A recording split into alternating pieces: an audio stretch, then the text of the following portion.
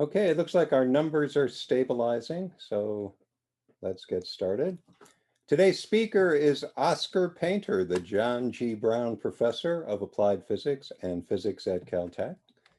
Oskar attended the University of British Columbia, where he received wide acclaim for his basketball prowess.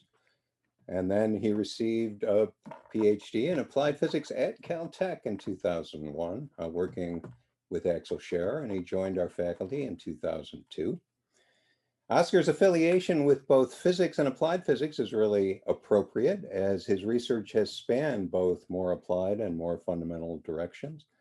Among the amazing achievements of his group, they made pivotal advances in quantum optomechanics, including cooling a mechanical oscillator to its vibrational ground state and counting individual phonons, quanta of sound, one by one in a mechanical device. And then a few years ago, Oskar's research took an abrupt turn towards developing novel superconducting hardware suited for applications to quantum computing. But he has not lost his fascination with things that shake. His group has been pursuing a new direction in quantum computing, making use of very high quality acoustic resonators, as we'll hear today. And aside from leading his on-campus research group since 2019, Oskar has been the head of quantum hardware at the Amazon Web Services Center for Quantum Computing, which is currently under construction on our campus, just north of the Holliston Garage. And at the Center for Quantum Computing, he's assembled a team of brilliant scientists and engineers setting their sights on opening new pathways towards really scalable quantum computing hardware that can solve very hard problems, just as Richard Feynman envisioned in a famous talk given 40 years ago this month. Today's quantum haiku in Oskar's honor goes like this. Listen carefully. Your phonons are escaping. Oskar, rein them in. And if nothing else, today you'll learn a new word from Oskar's title. I just checked, it's not in Webster's dictionary. He'll tell us about cavity acoustodynamics. So here is the master of the phonon, Oskar Painter. All right, well, thank you, John. And it's nice to be here, even if it's virtual. When I was first asked to give this colloquium, you know, I was hoping that we would be able to do this in person, but I think that you know, given the topic and given the fact that there's some benefit doing this virtually, I'm able to reach maybe more people, able to maybe dive a little deeper. I'm actually very happy to be here and be able to give this talk. So this talk is a real personal one that's very personal to me. I was working on this with some students almost 4 years ago, and 4 or 5 years ago, and we had some really interesting results we didn't understand with these tiny mechanical resonators we were studying. At the time, we were exploring their quantum properties, so we were cooling them down to using laser light down to their mechanical quantum ground state, and in doing so, we noticed some really peculiar behavior in terms of the way that they were dissipating energy into their bath, so into the phonon bath of the solid that these materials are made of, these devices are made out of. And they really flew against all sorts of models of damping in mechanical oscillators. And so it was a rabbit hole that I personally went down. We took us 3 years to publish this work. It only recently was published in Science in 2020. And so I guess with this virtual setting, I'm able to take you down that rabbit hole a bit. And if for some of you, that'll be really interesting, and others, you can go and have a sandwich and, go and take a drink and maybe, pay less attention. But I think it's a really interesting topic. It's one that was very surprising to me. And so I hope over the next hour or so, I can enlighten you a little bit in terms of these strange behaviors we observed in these mechanical resonators. And I think there's really interesting applications for them as well. So I will talk a little bit about that at the end of my talk. Okay, let's see. How am I going to advance this? All right. So here's a quote that I actually read this quote, I think sometime in grad school, and it always stuck with me, and I never thought I'd actually be working in this area. So this is from Kip Thorne, and a forward to a book called Systems with Small Dissipation, actually one of my favorite books. It's a book written by experimentalists, the Russian experimentalists, Vladimir Berginsky, Mitrovanov, and Panov. And so I'll just read this paragraph out loud because I think it's just so interesting, and really is at the heart of what we were doing, in our own experiments. So this book is a treatise on the sources of dissipation and other defects in mechanical and electromagnetic oscillators, and on practical techniques for minimizing them. The viewpoint of the book is that of an experimenter who wants to construct the most nearly perfect measuring apparatus possible, and who needs information about everything from the role of photon scattering as a fundamental source of dissipation to the effectiveness of a thin film of pork fat in reducing the friction between a support wire and a mechanically oscillating sapphire crystal. So this idea that you just want to construct the most perfect measuring apparatus, I think we've been able to do something very close to that.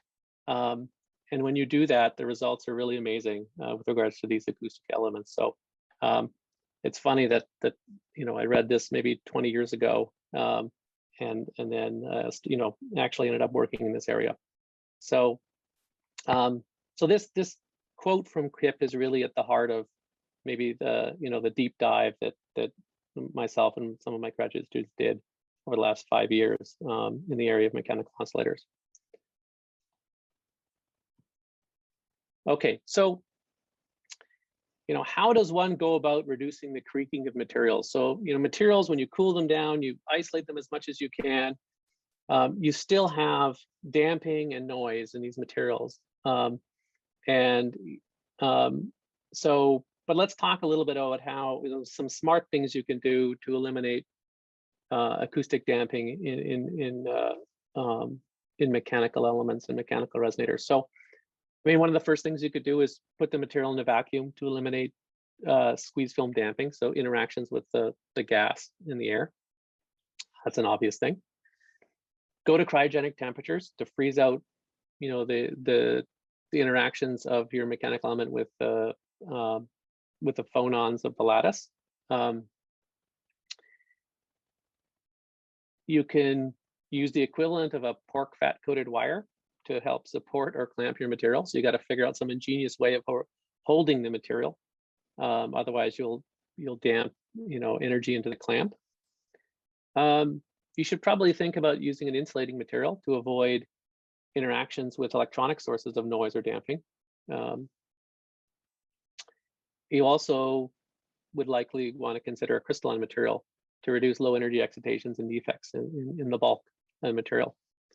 You do all those things, but you still are going to measure creaking and noise in your material. And this is another apropos quote from Wolfgang Pauli. Many of you know this quote: "God made the bulk, and surfaces were invented by the devil." So it turns out that there's a lot of interesting things that the devil does on that surface. And again, this will be part of the focus of this talk. So these are the things you can do, and some of the obvious things. But then after you do all of this, really the question is, what's left, and what sort of how small a dissipation can you actually realize in these mechanical elements? So here's another related Caltech work. This is by Michael Rukas and his research group dating back all the way to 2002. And again, I remember when I first saw this paper, I was intrigued by some of this plot. In particular, it showed the mechanical quality factor, which is inversely related to the damping in a mechanical element. And Michael and his group were exploring, nanomechanical and micromechanical resonators. They were really one of the leading groups in the world doing that at the time. and they were pushing all sorts of boundaries. And if you look at this plot of on the right of quality factor versus the log of the volume, Michael and his group basically took all the available data. There's this really obvious trend. It turns out to be linear in the volume, but I don't think that's so important. But just this obvious trend of substantial drop in quality factor of mechanical elements or mechanical resonators as you shrink them in size. And maybe even more enlightening than now to look back and to look at some of the questions that they asked in this paper. So I just copied from this paper these 4 questions that they said needed to be answered. So one of them, the first one was, what determines the intrinsic dissipation in micron and submicron structures? So I hope to give you that answer at the end of this talk. If you do a really good job, what limits you? Why does the quality factor Q inverse of dissipation? The quality factor are usually scaled linearly with size in small structures. And that's back to good old Wolfgang Pauli. That's the surface effects, and your surface to volume ratio is changing, and you're dominantly going to be hurt by something going on at the surface. And why does the quality factor of the micron size resonators always lie in the range of 10 to the 3 to 10 to the 5, even at low temperatures like liquid helium temperatures? And I guess that will end up refuting. It turns out that doesn't need to be a limit, nowhere close to that. If you are really, really smart with the type of pork fat you use on your wire. And then the other question is it possible to increase the quality factor? And by orders of magnitude, and the answer is yes, significantly, even well beyond what you have for these very large, centimeter or even larger than centimeter scale resonators. Here's another historical paper that that looked at acoustic damping of mechanical resonators versus frequency, and this is work at a very prominent group at Stanford, led by Tom Kenny. The title of their work was "The Quantum Limit of Quality Factor in Silicon Micro and Nanomechanical Resonators," and I'm not sure if that's really the most appropriate title, given that they were, they were limited by, or they were analyzing a very different type of damping limit, acoustic damping, which is dominated by thermal phonons in the lattice, so very far away from a quantum limit. But nonetheless, I think it's just interesting. I show it to you. He plotted a similar set of resonators that have been measured over time and historically, but this time it's a function of frequency. And this is also another thing that's typically done, not just size, but also frequency. And also, so not only as you shrink the thing, these mechanical objects, but if you go to high frequencies, which usually those two things go together, then you get this substantial drop in quality factor. So the dissipation goes way up, the damping goes way up, and the noise in the material goes way up. And so you can see that drop down to the 10 to the 4th, 10 to the 5 limit when you get up close to a gigahertz. So hundreds of megahertz or tens of megahertz. And he has this plot, the sort of quantum limit of the, and you clearly hear the quality factor is changing with the frequency. And so there seems to be some frequency quality factor product, that might be at play, that might be fundamental. And it turns out for the acoustic damping, that's true. You can show that, but the QF product, this will be meaningful to you in a few moments, that he estimated, or they estimated for silicon, for instance, all of these QF products were limited to something on the order of a few times 10 to the 13, right? Except for sapphire and silicon carbide, where you could get up to 10 to the 14. So these were limits that these are not at low temperatures, but these were limits that they felt were really pretty strong, and they even put that quantum title in their title of their talk. So now let's talk a little bit about, with that as context, let's talk a little bit about the structures that I'm gonna show you and that we studied. So as John mentioned in the introduction, we've been studying optomechanical structures. These are mechanical structures that strongly couple to light via radiation pressure. And you can engineer them in all sorts of ways. You could just take a pair of mirrors and put light in it, and the light pushes on those mirrors. And if you attach a spring to one of those mirrors, then you'll get a mechanical oscillator, and it'll couple to the light field. And that's one simple form of optomechanical structure. Here, this is a micro or nanofabricated structure. We make it out of silicon, crystalline silicon, and it's a special type of silicon. It has an insulator. It has a thin device layer that's a few hundred nanometers thick of silicon, and then it sits on a glass layer, and then that glass layer then sits on top of a handle wafer of silicon. And so you can actually fabricate very nicely using planar lithography these sort of beautiful structures that I'm showing here. Notice the scale bar there, about 2 microns. So you pattern these using lithographic techniques, and then some semiconductor processing techniques. And you can suspend it. You can remove the glass, the glass layer underneath, and you get a fully suspended structure that can now actually vibrate. And so the structure looks really weird. We call this a nanobeam optomechanical crystal.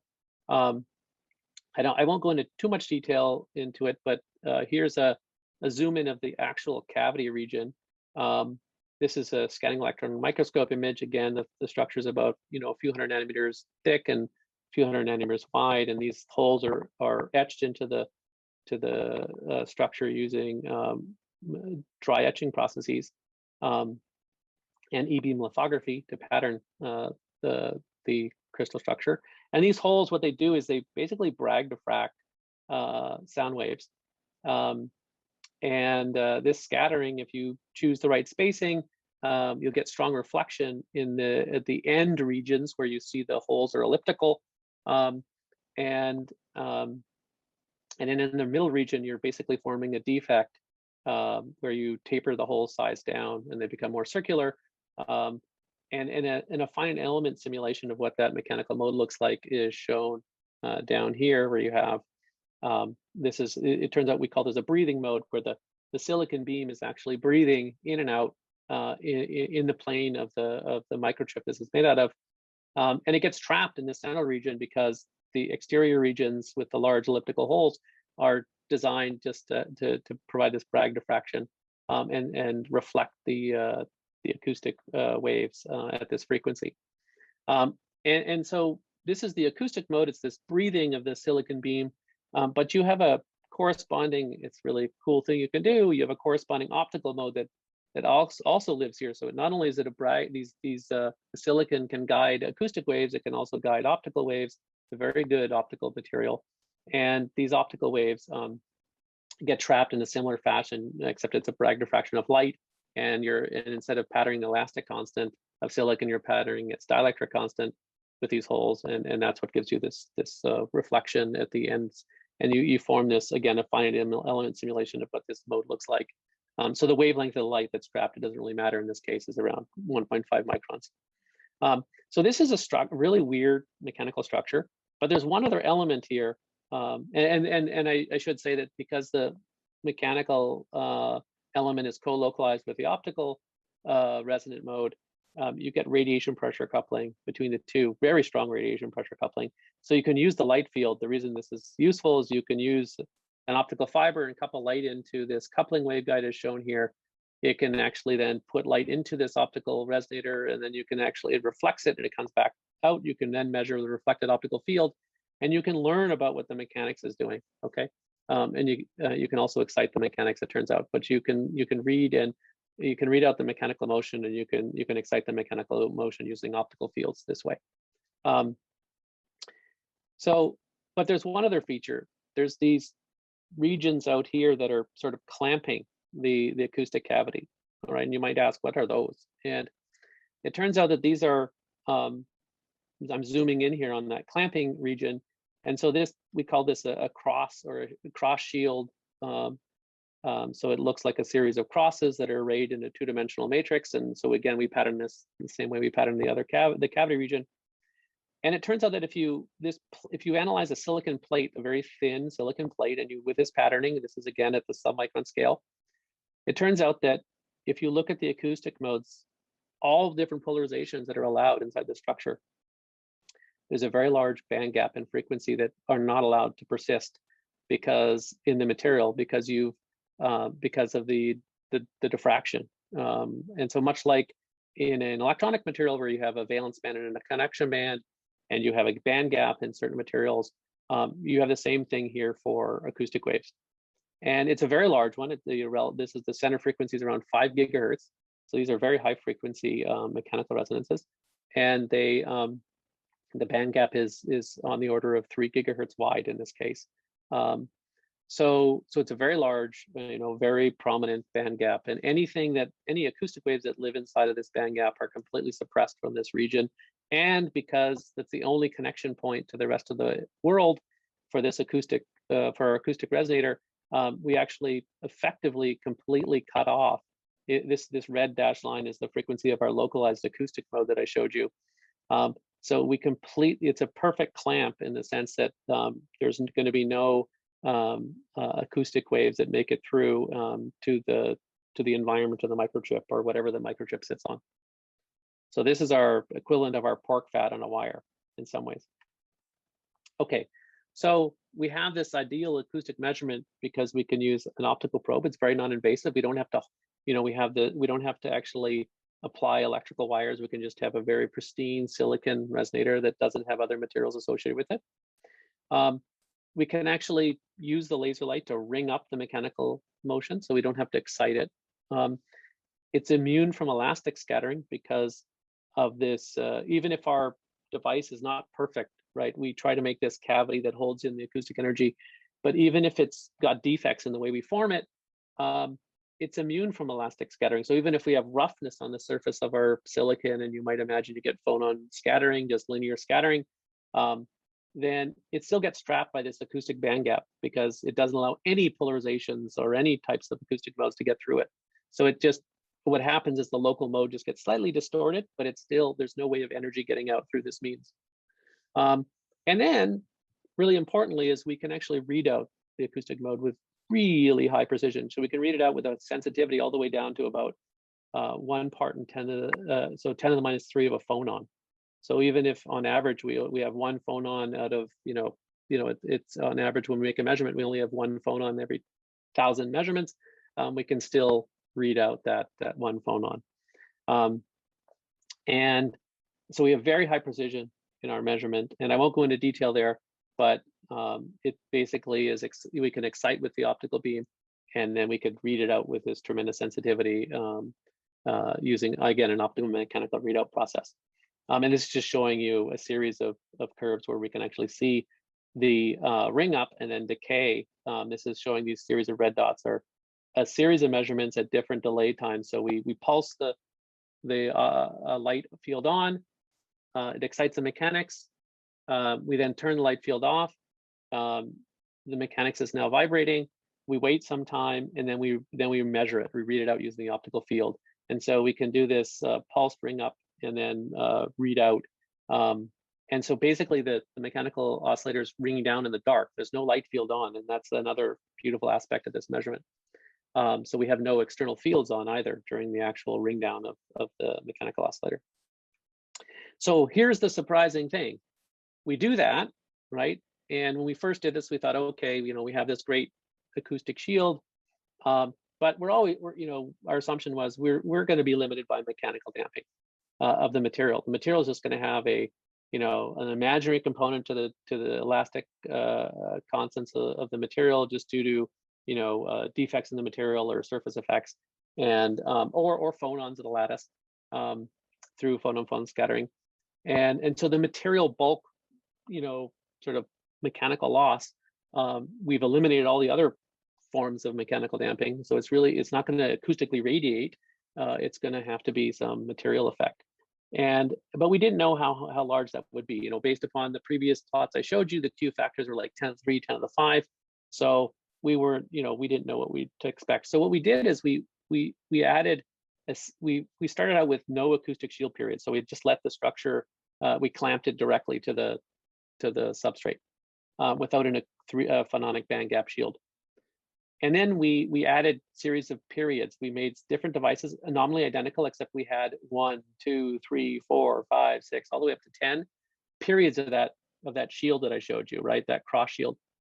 And the more periods you have, the greater the isolation you get from the chip environment of your acoustic oscillator. And what we measured was just amazing. I mean, the quality factor started out at pretty high value. Again, this is a 5 gigahertz oscillator, much higher than anything that was even considered in the Tom Kenny's work that I showed you. So the quality factor was around 10 to the 5.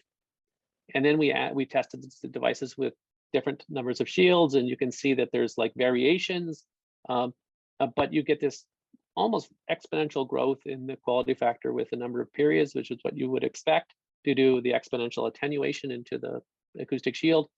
And the Q factor rises up all the way after you, and it saturates at some point. So we do hit a material limit, some material limit, which I will hope to describe with the remaining slides. But that material limit, in these structures where you do this careful clamping, you use a very non-invasive probe, and you have this really, crystalline silicon material you're dealing with. You put it in vacuum, you go to low temperature. So this is all measured down at around 10 millikelvin temperature. We can actually observe quality factors all the way up to 50 billion. So 5 times 10 to the 10.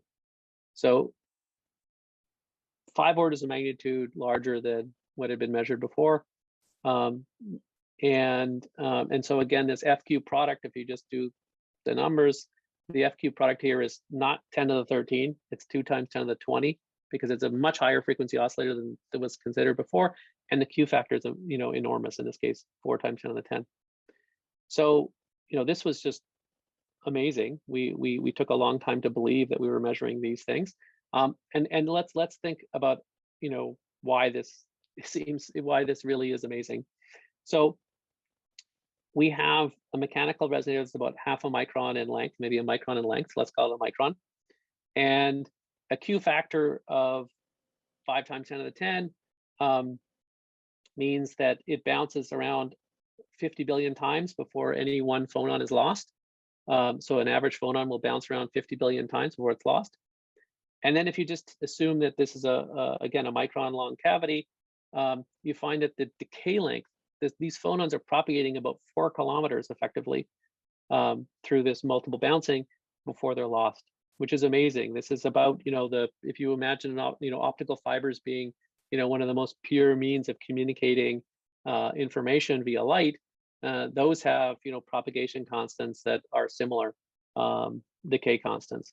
So this is just an amazing thing that we can make this mechanical oscillator that is so low loss and it has such a low damping. And then just the thermal decoherence time in this case, because of that, extremely low damping is greater than a second for this, multi-gigahertz oscillator. Okay, so that's great, amazing result. We had that maybe 5 years ago, but it took us 3 years to figure out why. And so that's the other part of the story. So we had to do a lot of digging to figure out. The first thing we wanted to do is look at the temperature dependence for this damping. So I showed you quality factor, damping is the inverse of that. And so we measured for one of these high Q, one of the highest Q oscillators with, I think, 8 shield periods on it. We measured as a function of temperature very carefully, and we did it for a number of devices, but I'm just showing you this one here. The damping, or the inverse Q, is a function of temperature. And we expected to see something that, would be close to temperature cubed dependence. That's what, would be predicted by various defects in the solid, in the silicon, or we expected some, T to the 4th dependence if it was phonon-phonon scattering, but we saw something really weird. We saw really distinct, not only is the damping really large, but you see here this plot shows a trend, which is for temperatures below around 100 millikelvin, which is close to the temperature, the single phonon effective temperature. So h bar omega for this mechanical oscillator is close to around 200 millik. So we get below that sort of temperature regime, and we see a transition from something that's on the order of T to the 2.4 to something that's more linear, and with temperature, the damping. And so there was no model out there that predicted this sort of dependence. And so we were really at a loss, like, okay, we have this great damping number, but we really don't understand the microscopics of where this is coming from. None of the historical models would predict such a linear dependence on temperature, and certainly not a kink in this dependence. So we needed to hunt a little bit more. So we not only do we measure damping as a function of temperature, but we also looked at through this ring down measurement of energy, but we also wanted to look at the line width of the resonator. So this is just looking at we're using these optical techniques. We can also measure. This is a series of snapshots, the top plot here, showing the resonance, this narrow mechanical resonance, that we're basically taking a very quick snapshot of where the line is in frequency. So this is around 5.5 gigahertz, and then here's an offset frequency. You can see that the scale here is 10 kilohertz on the horizontal axis, and what we observed is each of these snapshots are showing this line, this very narrow line that we can hardly resolve, jittering around in time. So there's frequency jitter on the line on these mechanical resonators. So that's important. That'll be helpful for us. And then if we average over time, over a very long period of time, we get a full width half max, which is on the order of a few kilohertz. So the line is jittering over a few kilohertz of bandwidth, but it's very narrow on a short time scale, less than 10 milliseconds. And then we measured that line width both as we measure the frequency shift. So how much does we wanted to know, is it due to these measurements are done with light on, so we had to actually probe all the time with the light on. So we measured it as a function of the optical power, and what we saw is that, well, for the low powers we were usually measuring, there was no change in this line width, and then we did see over those ranges we did see a change in the frequency shift as a function of that optical power, but no change really in the overall average line width, at least below a certain value. So we couldn't we were pretty sure we're not that this number, this full width half max of a few kilohertz is not limited by our optical measurement. And then we measured the frequency shift and this full width half max as a function of temperature, and we saw almost no change, at least over below a Kelvin. We didn't see a change in the full width half max, but we do see this turns out to be characteristic frequency shift, in this case a blue shift of the mechanical mode with temperature, and you don't see it in this data set as well, but it turns out to follow a very nice digamma function, which is a very big hint of what the source of this noise and this damping is. But initially we didn't know, we should do some estimates. What is damping? What are the damping rates that we should expect? So the most obvious form of damping would be due to the anharmonicity of the lattice, the silicon lattice itself. And that's typically what, in a pure system, if you didn't have any defects, that would be your limiting thing. And so we just wanted to do back a estimate check, like what is that value, for the types of modes we're talking about. These weird breathing modes. We had no idea. But you can go through and calculate it. But there's, I guess before I do that, just there's a number of different estimates you can do due to coupling with the lattice, due to phonon-phonon scattering. So the cleanest and the one where you can do a quantum model is what's called Landau-Rumer damping, and it's relevant to our experiments. It's relevant in the low temperature regime where phonon relaxation times are long. The relevant phonons are involved in phonon-phonon scattering, and the frequency is high of the phonon mode. So we have a very high frequency. We're at very low temperatures. This is a very good model for what we're talking about. And you can do a nice quantum model of 3-phonon scattering.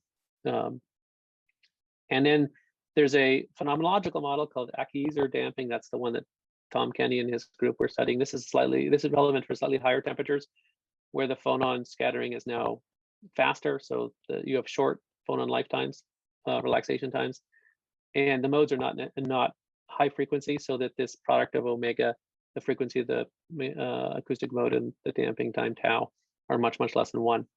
And in that case, you basically have a strain wave that shifts the local thermal population of phonons. It basically like almost stark shifts it. That's the way to think about it. Shifts those phonons up in frequency or shifts them around. And then since your omega s tau is much less than 1, there's an out of phase relationship there. So the phonons tend to relax back to thermal equilibrium. And in doing so, they extract energy in a relaxation process from the mode of interest. And then there's a related, like you'll probably hear about this most often if you're thinking about room temperature limits of damping, and that's called thermoelastic damping. And it's very similar to achylaser damping, except the wavelengths of the phonons involved now are much longer than the mean free path of the thermal phonons. And in that case, you can actually define a local temperature, and then you have a temperature gradient that gets set up by a strain wave, and then you get diffusion of thermal phonons, and that's how the energy is dissipated from the strain wave, the mode of interest. So, but let's consider the Landau-Römer phonon scattering, because it's it would be the dominant phonon scattering at the low temperatures involved in the high frequencies. And so there you have a bunch of different scattering processes to consider. Typically, we consider what's called normal scattering processes. These are low frequency phonons. So there's another type of scattering called Umklapp scattering, but that involves phonons where you actually are near the Brillouin zone edge, and you actually add a reciprocal lattice vector phonon. And so, but all those are frozen out at these low temperatures, and they're all close to the center of the Brillouin zone, the phonons involved. So we can ignore that. And so we're really talking about, and then so normal scattering of type 1 or type 2 phonons, scattering, sorry, and there you have low frequency. So type 1 is where the phonon mode of interest in the 3 phonon scattering process, the 3 phonons involved. The type 1 scattering is it's a daughter mode. So it's actually, if you have a high frequency mode, it scatters into 2 low frequency modes, a daughter and its sibling. One of the daughter modes is the mode of interest in this case, and the other 2 are some other phonons. And then type 2 is the reverse, where the mode of interest is the high frequency parent phonon.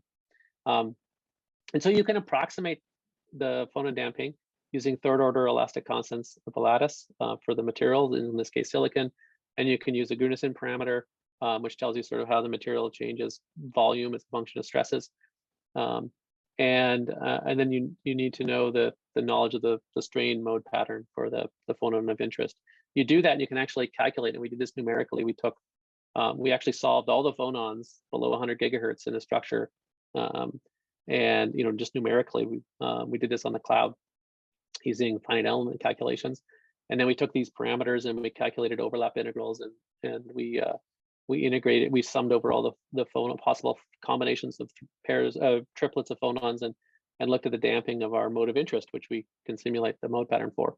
And just to show here that, that at the lowest temperatures below 100 millikelvin, even, we're really talking about damping rates which are, 8 orders of magnitude lower than, or 10 orders of magnitude lower than what we measure. So phonon scattering is not the dominant mechanism here. It's not 3 phonon scattering. That's a much weaker effect in these tiny structures. So it's really something else. And so the culprit turns out to be, unsurprisingly, what are called tunneling states, or 2-level systems. And these have been known since the 70s. And they're usually, the early measurements were done in bulk, where they were looking at heat capacity measurements, and they saw really weird anomalies where they would compare an amorphous material, a disordered material like vitreous silica versus crystalline material like alpha quartz, and you would see this huge anomaly in the heat capacity. And so they're plotting the thermal conductivity here, and they're measuring it, and they're multiplying, the heat capacity by T to the minus 3 in this case, sorry. And so you see this classic, if it's a Debye theory of phonons, and these low frequency phonons in a crystalline material that dominant the only low energy degrees of freedom at these low temperatures, and that's what's contributing to your heat capacity, then you'd expect a T-cube dependence because of the quadratic density of states of phonons with frequency. But we clearly see this huge increase for the amorphous material. So this amorphous material has a lot of other degrees of freedom, that are not being captured by a simple Debye model of phonons. So there's other degrees of freedom of the solid. It turns out to be rearrangement, local rearrangement of atoms. And this is, what's this tunneling model, which I'll get to. But there's all sorts of forms of tunneling states, and this is, a catch-all for a lot of, dirty things that go on in materials, and as to what's causing the noise in these materials, or the damping of these materials at these very low temperatures, where there's lots of different things that could be doing that. So this is a nice picture that shows, you could have tunneling of atoms in amorphous materials between different sites, because you don't have a strong, crystalline material to set the position of the atoms. So there can be very, degeneracies in the energy of the overall solid, in terms of where those certain atoms sit. You can have dangling bonds that can also give rise to that. You can have hydrogen rotors. You can have larger collective motion of atoms that make up these tunneling states. But all of them cause a creakiness in the material, and that would be in the bulk for an amorphous material. And there's a really nice discussion of like sort of this generic model and how accurately you can take it. And, basically, Anthony Leggett and others were sort of arguing, there's a rich history of theory behind these sort of two-level systems. And so anyway, they had, they looked at this, this is, looking retrospectively back at the tunneling models and how accurately they were, and whether we should really trust them. And they'd done some work very early on to develop this tunneling state model, and so they were basically retrospectively going back and sort of saying, hey, maybe we shouldn't trust that certain attributes when we make measurements, we can't always attribute them to tunneling states. But nonetheless, there's all sorts of microscopic forms of tunneling states, but they really do. You can really nicely model them in many instances using a very simple tunneling state model, these different microscopic forms. And that's good for us because, where these tunneling states are coming from, in our case, we have crystalline silicon, so it's not coming from the bulk. It's very unlikely. These low temperatures, these are very high resistivity silicon wafers we use, so there's very low dopants. And very, all the charge is frozen out. So the likely defects in this case are coming from the damage when we microfabricate these structures. So it's well known that when you etch these samples, you form you create a lot of damage to the surface, and you create all sorts of defects which are going to behave like tunneling states when we consider their low energy behavior. So here's the picture we have. Then we have, again, this tunneling state model is that you have some, this is a picture which is really, akin to sort of the motion of maybe atoms, where you have some, local potential well for atoms in one state, and then you have another potential that's, with a displacement of those atoms, that's another state that's sitting over here in this potential. And you have an offset node that energy is asymmetry capital delta.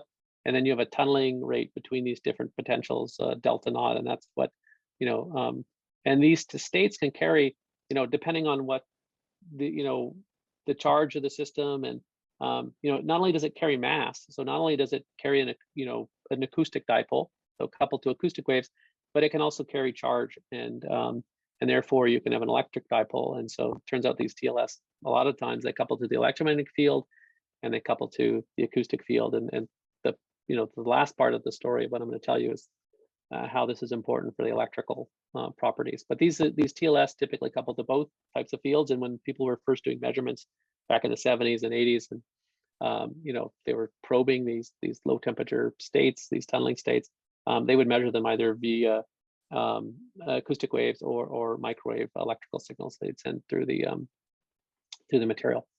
But the picture we have then is that due to the damage on our and the surface of our silicon structure, we have a whole bunch of tunneling states which have with energy level separations, which are given by the square root of the square of delta squared plus delta naught squared, and they can have a whole variety of frequencies. So it turns out that this asymmetry delta is can have positive and negative values.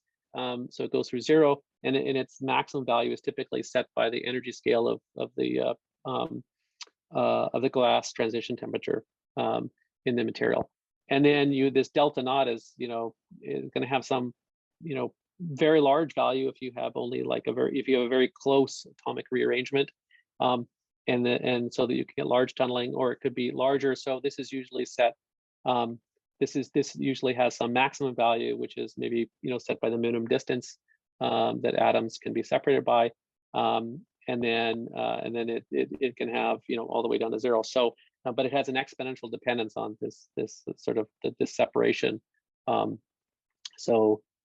This tunneling model, tunneling state model, at least for acoustic waves, can be written as in the following form with this interaction Hamiltonian.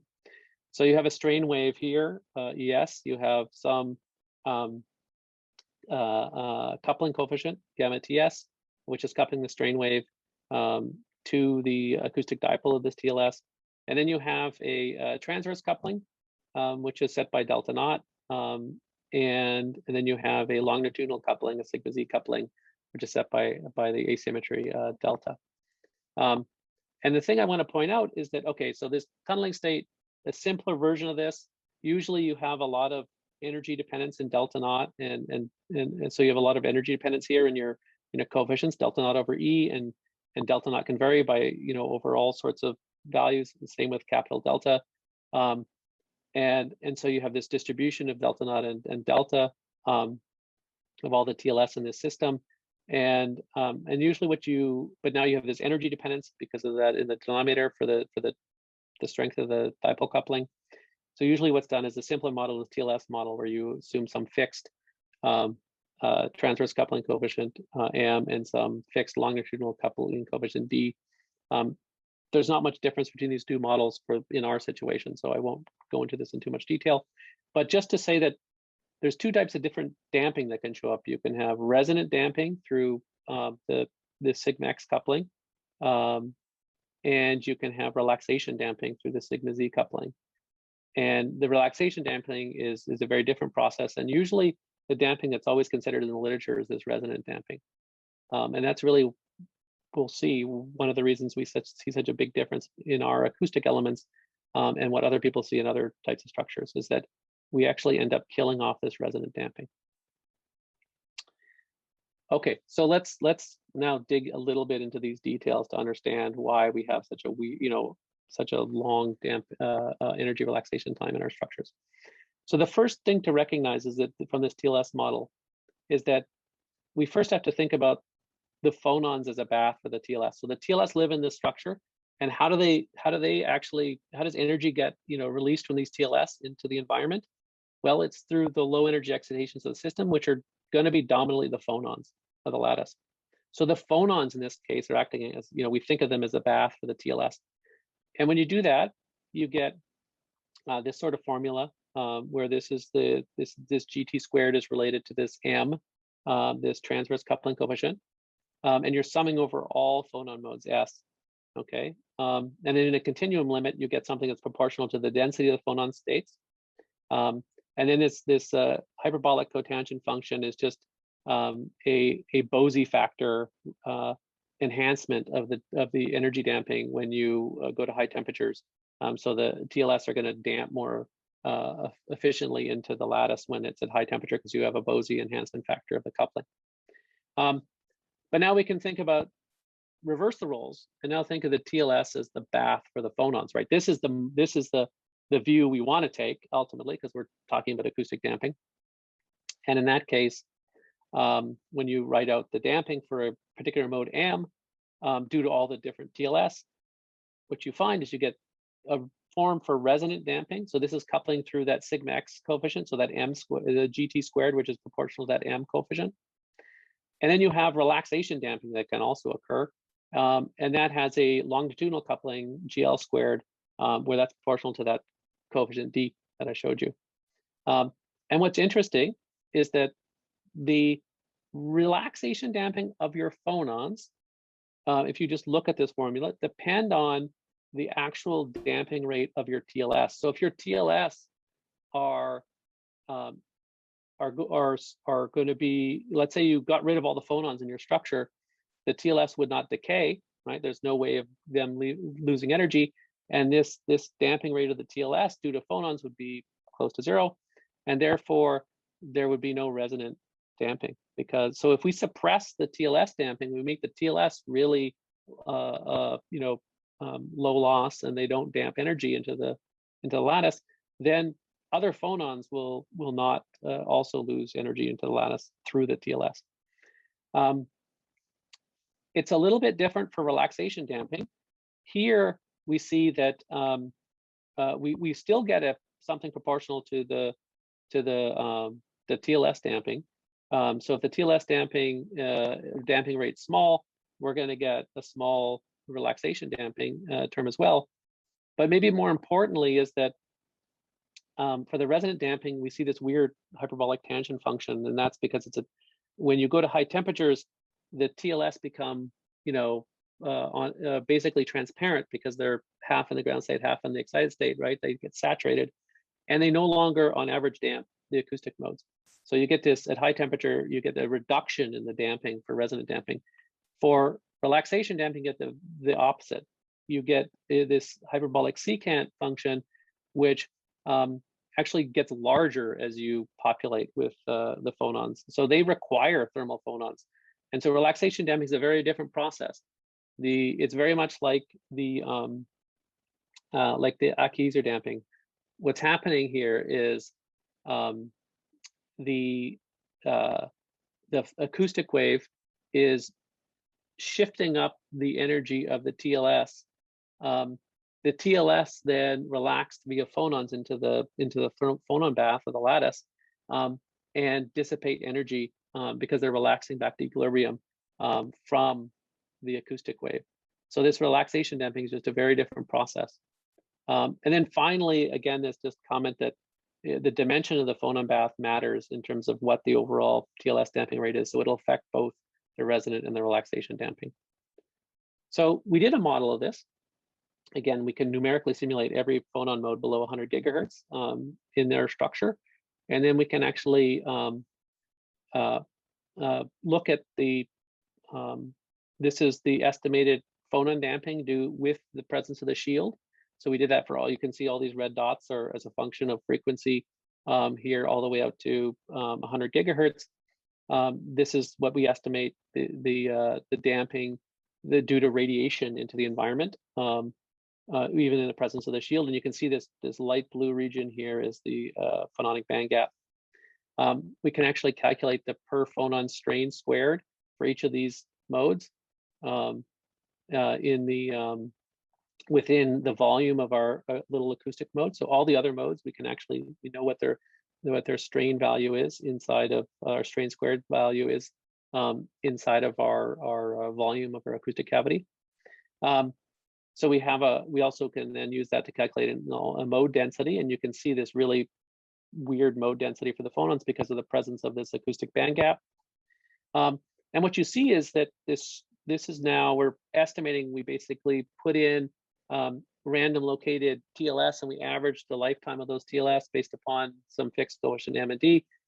And we looked at the phonon damping time.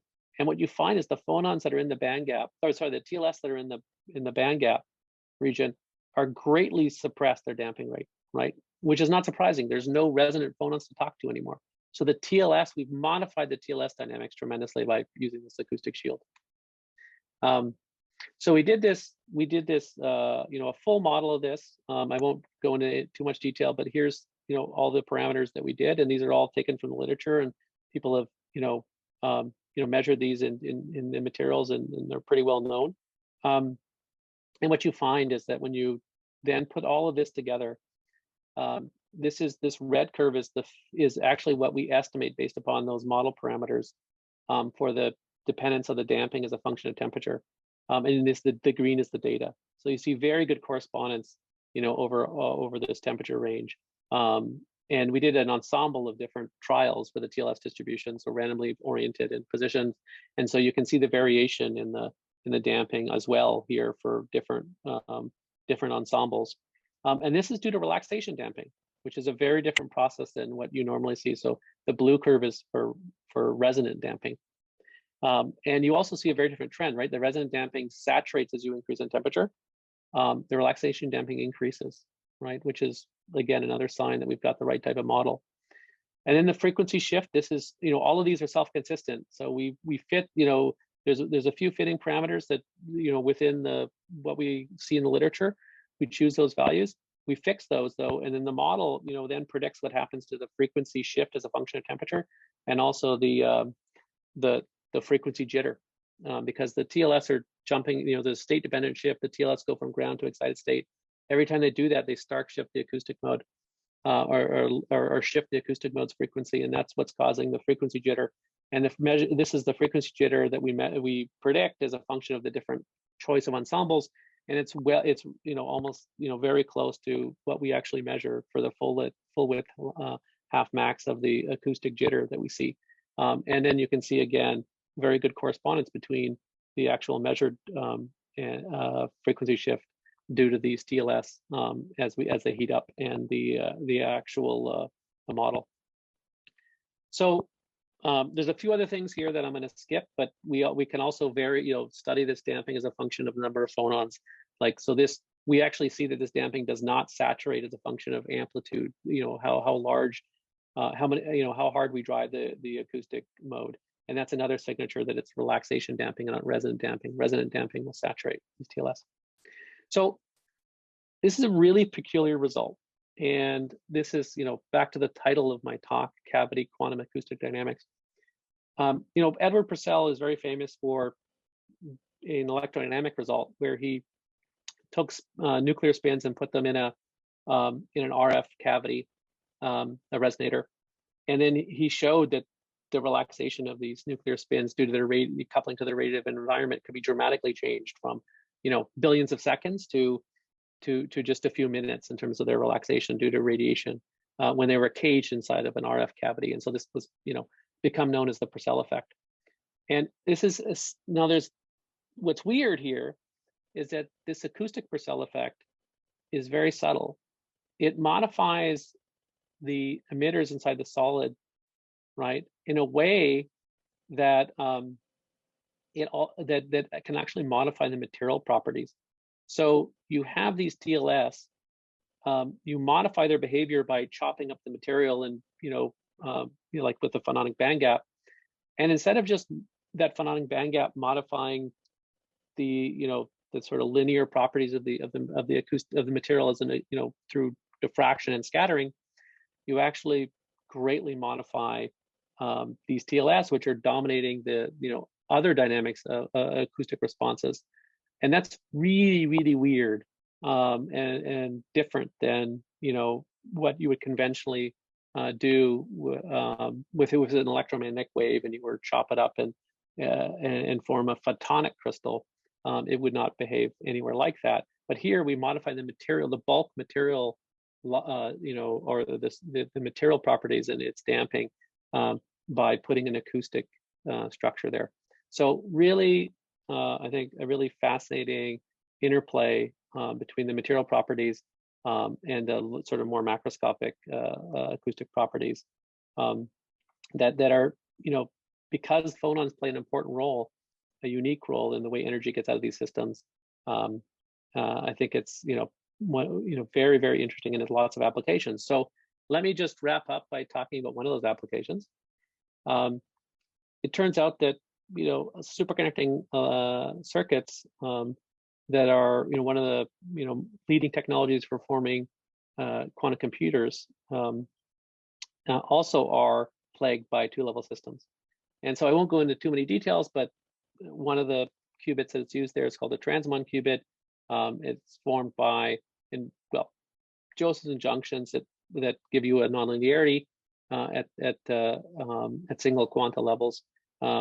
It's an electrical circuit. You can tune these elements. This is a squid loop that you can apply currents in the near field of, and tune the properties of that squid loop to then tune the frequency of your qubit, so your artificial atom. But the coherence of these circuits is, at present at least, dominated by TLS as well, because the TLS not only carry this acoustic dipole, they carry an electric dipole, and these same TLS plague these microwave circuits.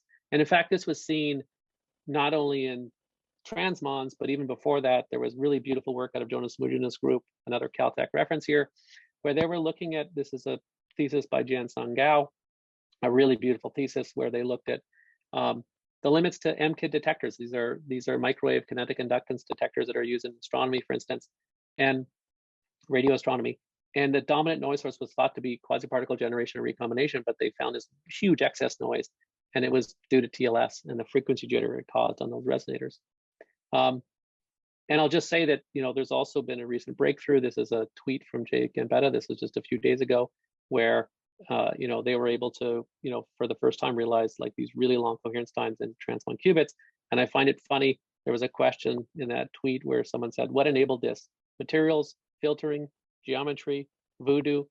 And Jay's comment was all of the above. So you just have to wonder how much voodoo went into that. So we, so there's a real interest in making really highly coherent microwave and elements. They can be superconducting. That's really important technology for quantum computers, but they can also be acoustic. And as I've shown you, acoustic resonators can have tremendously long lifetimes and microwave frequencies if you engineer them properly. And so this is an architectural proposal paper. This is a paper, I'm just going to name the names because I think these people really deserve a call out here. This is work that we did with the AWS team. So this is Christopher Chamberlain, Kyungju No, Patricio, Earl Campbell, Connor Han, Liang Zhang, Amir Sabavinini, and Fernando. And so they looked at a new architecture where you use superconducting elements to provide a quantum nonlinearity, but you really are storing your quantum states in oscillators. And this is not a new idea. And let me just talk very briefly about what's required, what the ingredients are. So it's based around some realization that if you form these cat states of oscillators, these Schrodinger cat-like states, where basically they're coherent states, superpositions that are really hard to realize in classically, but they're sort of macroscopic, at least within the oscillator, quantum mechanical states, and they're two different. So in this case, the computational basis would be a coherent state with plus alpha, and the one state would be a coherent state with minus alpha.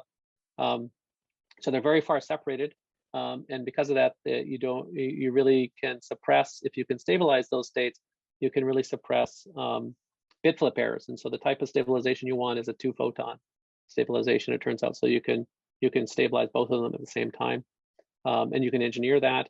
And there's a complementary basis that that is sensitive, actually, because they're not so distant from each other. You actually do have phase flip errors. But the beauty is that you can get really strong, exponentially suppressed bit flip errors relative to phase flip errors. And what's maybe interesting is, could we use hybrid electroacoustic cats instead of just electrical cats? And so this is an experiment that I won't go into detail. This was done by Patricio and Amir Sabavinini's group, where they actually measured using a superconducting circuit coupled to an acoustic element, very much like the one that I showed you. You can actually, this is just to show you can actually start reading out phonons at the individual level. These become, these acoustic oscillators become, effectively quantum oscillators in this regime, and you can control their quantum behavior using electrical circuits. So could we form hybrid electroacoustic cats? And this is just, showing you that, okay, so considering in this architecture paper, we considered, how to actually create a series of cats and to form them in a way that we could have an outer code. So in this case, a repetition code that would help us suppress, we can exponentially suppress the bit flip errors just by using this oscillator encoding. But you can actually suppress the increase in the phase flip errors using an outer code, in this case, a repetition code. So I'll skip through this pretty quickly. There's a lot of resources. This is 2 logical qubits of a depth 9 circuit. So there's actually quite a few elements. That's all I wanted to point out here. So it does add to complexity. But if you look at that, if you can engineer 2-photon dissipation via these similar nonlinear Josephson junctions, you can get to, engineer damping rates on the order of 10 megahertz. then even with a coherent storage mode of on the order of 100 microseconds, okay, then you could realize a logical error rate on the order of 10 to the minus 5 for an idle state, and on the order of 4 times 10 to the minus 5 for a logical C naught. And so this is, a few orders of magnitude better than the state of the art for physical qubits these days. And so again, and we you can imagine with acoustic elements, you can do much better than just 100 microseconds. I showed you acoustic oscillators with energy decay times, not coherence times, but energy decay times that were above a second in microwave frequencies. So there's a huge opportunity here to be able to realize, even larger. You can see that the error rate drops exponentially with this ratio of kappa 1, which is the inverse of this T1 time with this engineered dissipation kappa 2. So with that, I'm going to conclude. I just want to point out and thank the students that I worked with on this acoustic damping project. So it was really one of the funnest times I had. Spent a lot of time in the lab, a lot of time thinking. So Greg McCabe is the senior author on that paper. Jared Wren, Mahmoud Kalai, Roger Luo, and then postdocs Alp Sibahigel and Mohammed Mihrosini, who's now a faculty member here in EE at Caltech. And then I'll just end by talking, some of the work I mentioned at the end was related to work with Amazon Web Services. John mentioned I've been working with Amazon for some time now, for the last year and a half. We're building an R&D team led by some amazing scientists and engineers. And our goal is really to build, long-term goal is to build a really, a real quantum computer of commercial and societal value. So really be able to tackle problems with quantum computers that are meaningful and have value. And we're building out this effort here at Caltech. Caltech has a rich history in quantum computing. There's lots of benefits. The synergy between, if you think about, the synergy between JPL and Caltech, and between that sort of connection between large engineering efforts and some of the basic science. It's the same sort of thing we want to capture by having this AWS Center for Quantum Computing close to campus. And just a comment that you've probably seen the construction on Holliston Street. This is the new facility that we're building, where we'll be doing a lot of the R&D and prototyping. So it's it'll be opening in the not so distant future. So in early August of 2021. So I'll end there and be happy to take any questions.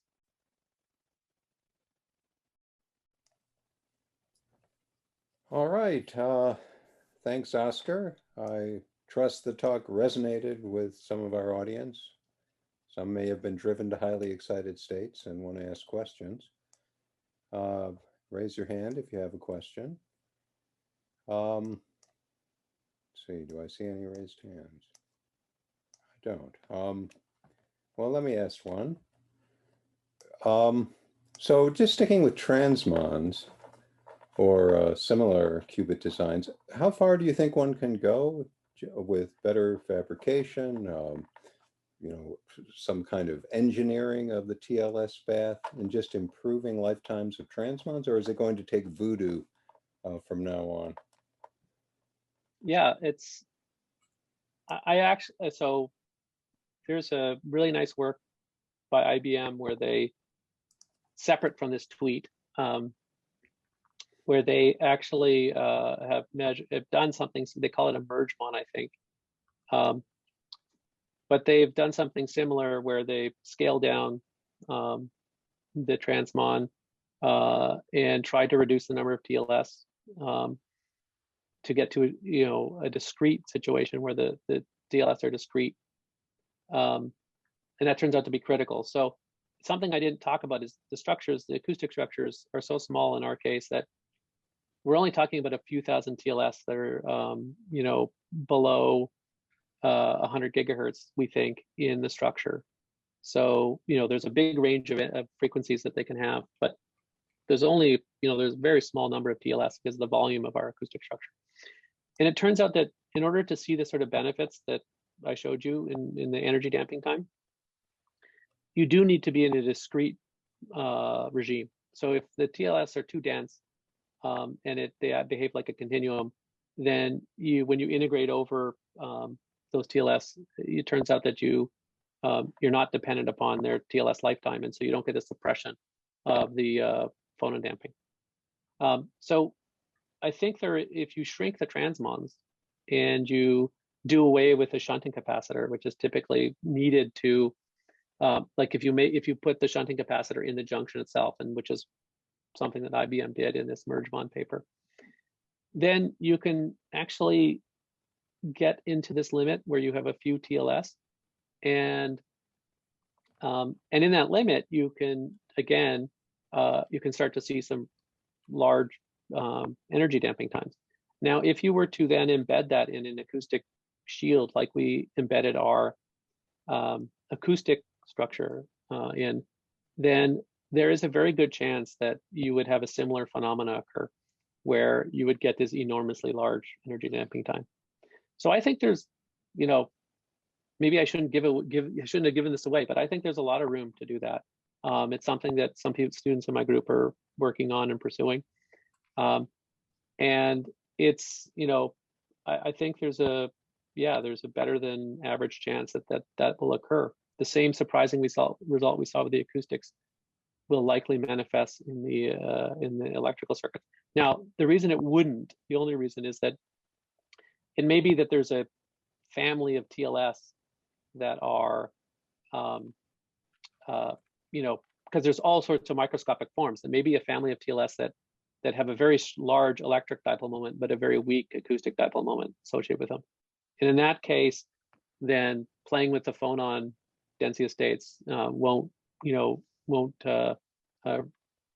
influence those types of TLS too much. But I think that isn't necessarily, we don't know that we have no evidence that the TLS involved with superconducting circuit transmon damping don't have also a similarly large electric or acoustic dipole moment and won't be influenced by an acoustic shield. So I think it's a very interesting question, a very interesting direction to follow up on, it could yield many orders of magnitude improvement in that coherence or in the energy damping time. Looks like Dave Hitlin has a question. Can we unmute Dave? Okay. There we go. Hi, Oskar. That was really impressive. I just had a question about boundary conditions. If you were able to fabricate the thing so it was supported on the thin edge instead of the thicker edge, what would change?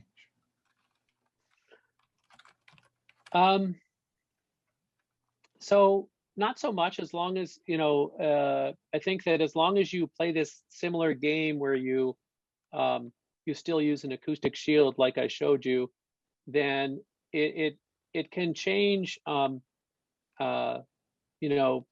maybe by factors of 2 or 3, but not these 5 orders of magnitude. So it's a really robust process in terms of how you cage this thing in.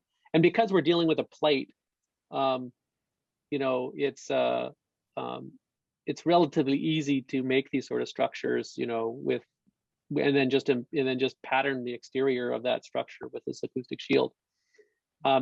Maybe if you're talking about if you wanted to make a structure where you had in the depth of the sample, if you put in you made some sort of acoustic reflector, then could you do a similar thing? And I think the answer is yes. It's a little more tricky to fabricate, but you can do it. You can make it that way, and should have a similar result. Thank you. The question from Ruchen Zhao. Oh, hi, this is Richard. I'm a postdoc from NIST Boulder Laboratory. Actually, our group actually did a merged element transmon studies last year, and I really feel honored, like Professor Painter actually mentioned that. I just wondering, like from the fabrication guide point of view, in order to to like suppress the TOS coupling to the phonon bath, is it really necessary to like, make the emergement structure detached from the bulk structure, bulk crystal structure, or like, emergement sitting on a a bulk silicon wafers could also benefit from this kind of phononic structures. Could you comment on that? Thank you. Yeah, absolutely. Yeah.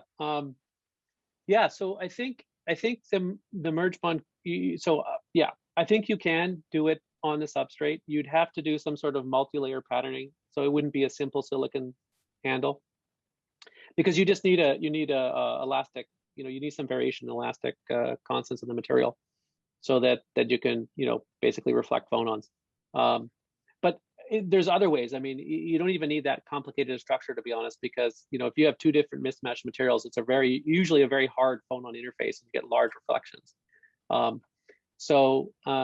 Yeah, I think there are a number of different tricks you could play. I think the suspended structure, I mean, as you alluded to, that can have other deleterious effects on your transmon. It could cause, like, you could imagine that it could lead to other, because now the thing can vibrate, it could induce other, frequency shifting of the transmon qubit due to strain and things like that.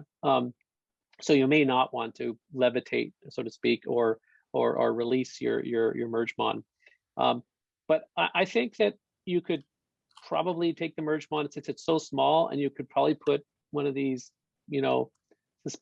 structures around it and suspend it, that the frequency of the vibrations of let's say the junctions in the mergemon would be so high frequency that at low frequencies they'd be cut off and you wouldn't have to worry about them. Low temperatures, I should say. So I actually think you could suspend it. I think that would work because how small it is.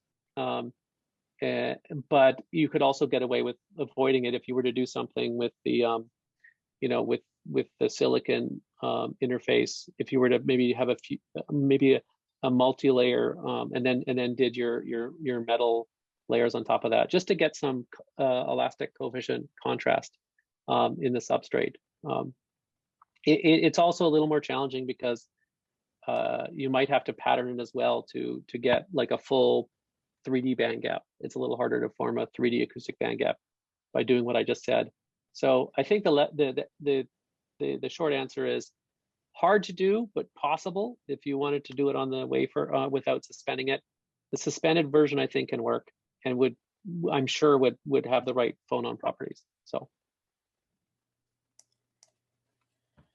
Okay, well, thanks. I think maybe we'll wind things up now. Great talk, Oskar. I'm sure your wise words will be ringing down in our ears for some time to come. And thanks for the great talk. Bye-bye, All right, everybody. thanks, John. All right, bye-bye.